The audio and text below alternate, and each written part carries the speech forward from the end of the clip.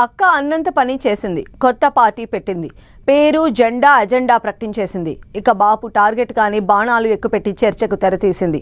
TRS టైటిల్తోనే BRS ను ఢీకొట్టే sketch వేసిన కవిత ఇక డైరెక్ట్ గులాబీ బాస్ పై గురి ఎక్కుపెట్టింది. కారు పార్టీపైనే కవిత రాజకీయ శత్రువా? కేసీఆర్ ను టార్గెట్ చేయడం వెనుక కవిత వ్యూహమేంటి? టీఆర్ఎస్ కు బీఆర్ఎస్ కౌంటర్ ప్లాన్ రెడీ చేస్తోందా?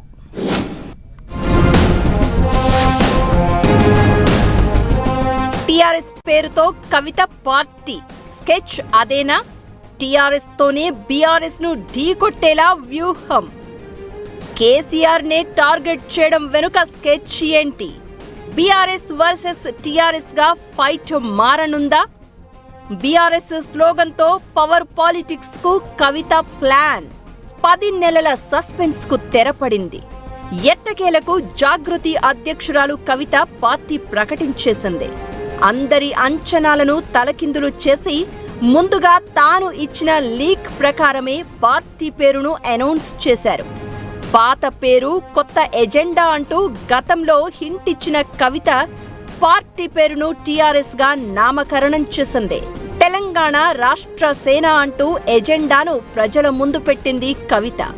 అయితే ఇన్నాళ్లు హరీష్ రావు, సంతోష్ రావు, కేటీఆర్ టార్గెట్ గా విమర్శలు చేస్తూ వచ్చిన కవిత ఇక డైరెక్ట్ గా గులాబీ బాస్ కేసీఆర్ పైనే తీవ్ర విమర్శలు చేశారు.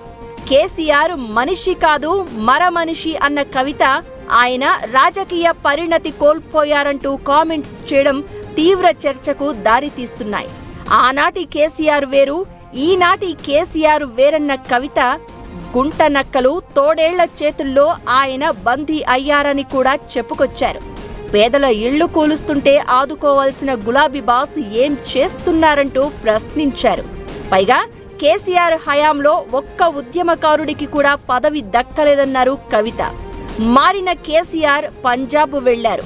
మన కేసీఆర్ అయి ఉంటే తెలంగాణ ప్రజల కష్టాలు చూసి బయటకు వచ్చేవారు అన్నారు.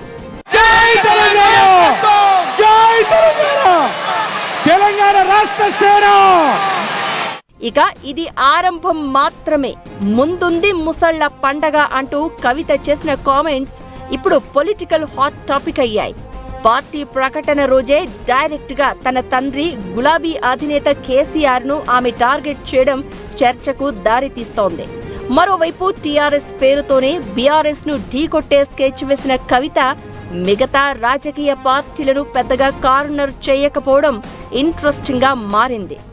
ఏదో విమర్శించాలి కాబట్టి గుంపులో గోవిందం అన్నట్లుగా అటు కాంగ్రెస్ ఇటు బీజేపీని కూడా తలా ఓ మాట అనేసిన కవిత కారు పార్టీపై గట్టిగానే గురిపెట్టినట్లు చర్చ జరుగుతోంది.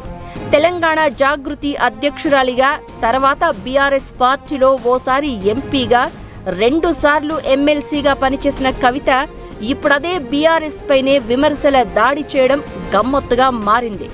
అన్నింటికీ మించి కన్న తండ్రి, తనకు ఈ స్థాయి కల్పించిన నేత అయిన కేసీఆర్ ను పర్సనల్ అటాక్ చేయడంపై ఇటు బీఆర్ఎస్ పార్టీలో అటు జాగృతిలో భిన్నాభిప్రాయాలు వినిపిస్తున్నాయట. అయితే ఇన్నాళ్లు కవిత విషయంలో సీరియస్ కామెంట్స్ చేసేందుకు ఇష్టపడని బీఆర్ఎస్ ముఖ్య నేతలు కూడా ఇక నుంచి స్ట్రాంగ్ రిప్లైకి రెడీ అవుతున్నారట.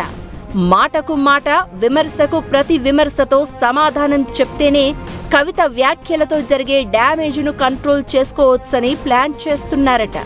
పార్టీ ఆవిర్భావ సభలో కవిత చేసిన కామెంట్స్ పై ఇప్పటికే బీఆర్ఎస్ లీడర్లు స్ట్రాంగ్ రిప్లై ఇస్తున్నారు.